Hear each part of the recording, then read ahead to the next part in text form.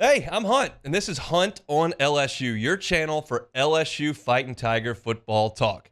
Enjoy the video. We want you to leave a comment below, hit that like button, and subscribe right below the video. Enjoy. Pretty good day for Malik Nabers, no? Oh no, really good day for him. I mean, he runs in the mid 4.3s. Does exactly what he needs to do. Measures out.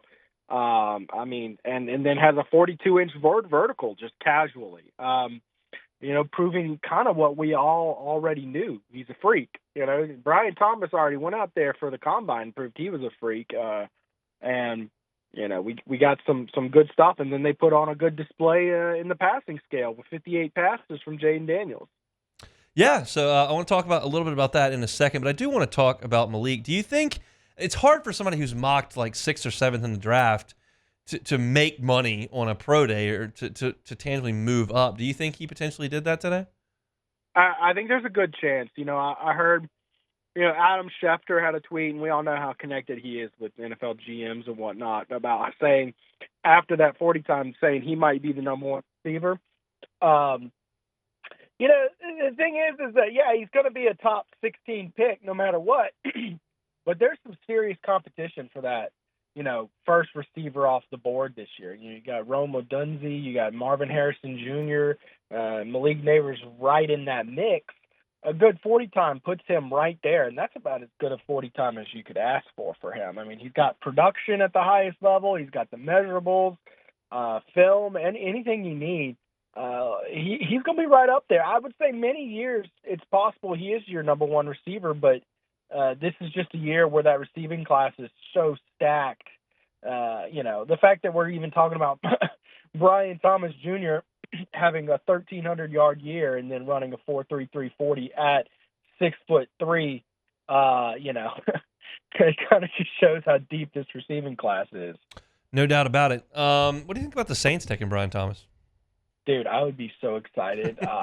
Isn't there some sort of legislation forbidding the Saints from drafting LSU players, though? No, I think they got over that. They drafted Will Clapp, right? They signed Jarvis. They signed Odell. They figured it out. Does a compensatory 7th-round pick really count? It was fun seeing Will Clapp for the Saints for a while, but I think they signed Traven Doral, but they don't really pick up very many LSU rookies, although they're signing free agents now. Maybe the taboo's gone. Maybe they've lifted those sanctions on LSU. We'll see. How big a day was today for Jayden Daniels? Really, really important? Not important at all? What do you think? I think moderate importance. I mean, he showed what we all kind of knew, and he's got a cannon, and he can connect with some very fast receivers in stride downfield. I don't think he was going to lose or, gain draft stock off today. I mean, how much can you really impress an NFL GM throwing against air in your underwear, to your own receivers? And, if you're off, then it's like, well, he's just, he missed a couple throws. We have film of him all year. I don't think really there was much. I mean, I'll say this. They did get an official height on him at 6'3", 5'8". Yeah. That's pretty good. I didn't know he was going to measure all of that. I thought he might be about half an inch shorter, but some good measurements from him for sure. I was interested to see if he was going to run the 40 time because that's something he could turn heads. But I guess when you've got a top 3 pick locked up, why risk anything there? You go, hey, you want to see my 40 time? Turn on the Florida tape. There it is. That's right. The 40 time. Well, his 75 yards. Speed is probably better than his 40 time, don't you think? Just the way he kind of runs, he's an elusive guy. Like I think he is faster on a football field than he would be in a 40. Those two Florida runs are as aesthetically pleasing quarterback run film as you'll watch. It was just it was ridiculous to see in person that night. Who will be the 4th LSU Tiger drafted this year? Oh boy! All right, let me think here. Okay, because obviously you got the 2 receivers and you got the quarterback. Mm-hmm. It's Mason Smith. It's Mekhi Wingo. It's Jordan Jefferson. I mean, Charles Turner's in that mix. Yeah. Omar Spates actually had a decent day today with 30 bench reps, but the part that's going to hurt, his film just doesn't look like a draftable player. I'll go, I want to say Mason Smith off of measurables, but on tape, Mekhi Wingo is just a better player. Well, let's go Mekhi Wingo. and if someone proves me wrong, I think all those guys. There's a bunch of guys who are like third roundish, fourth roundish type guys, but I'll go with Mekhi Wingo, number 18. He's a good guy, and the film is there for him. I think that's a big difference for him and a lot of guys in this draft. Yeah, Jordan Jefferson had some good film. There's some film from West Virginia. There's certainly some film from here, and he ran a sub 540 today. Do you think he's a guy that could go in the middle rounds? Yeah, no, I think he's one of those guys. I was also thinking about him. I mean, all three of those defensive tackles, to me, look like exactly the same type of grade. Also, I think Jordan Jefferson had one of the highest bench reps at the NFL Combine. He didn't bench today, but I think he had like 30, something like that, 28, 30. So he was like one of the top 3 defensive linemen bench reps. So he had a good showing. No, Jordan Jefferson's a draftable player.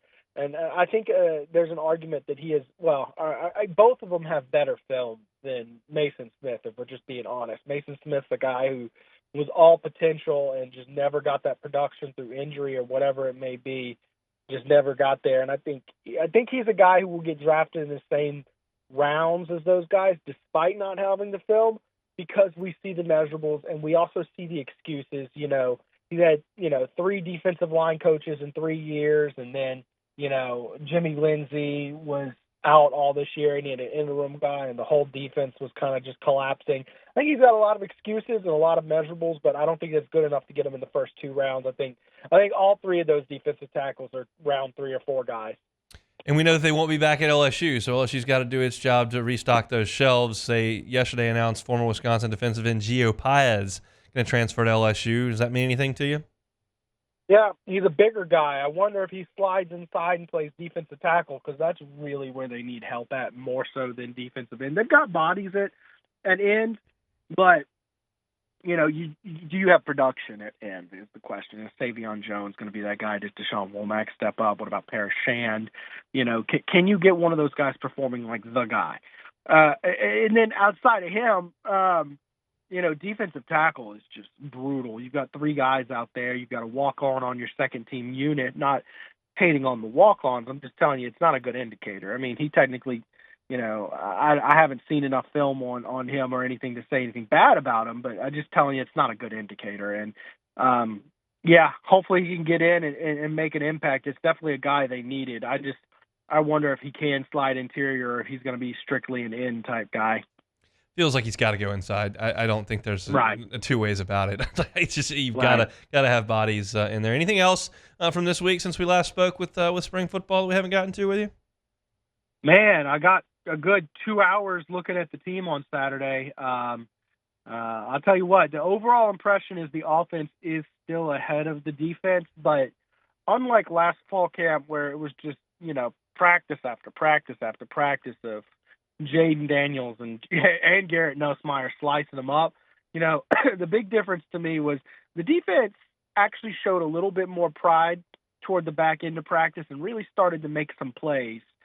Sage Ryan, notably, was a big guy, so it made multiple interceptions. So I'm looking forward to see if this defense continues to show progression. It seems like a year ago we were talking about all their problems and we were being patient, waiting for the progression, and that progression never came. So hopefully with a new coaching staff in place, we will see that progression. Preston, appreciate the time. Have a great holiday weekend. All right, Hunt. Happy Easter. See you later, man. Hey, thanks for watching Hunt on LSU. Before you get out of here, do us a couple of favors. Hit that like button, leave your comments below, and subscribe to the channel for all your Fighting Tiger football talk. See you next time.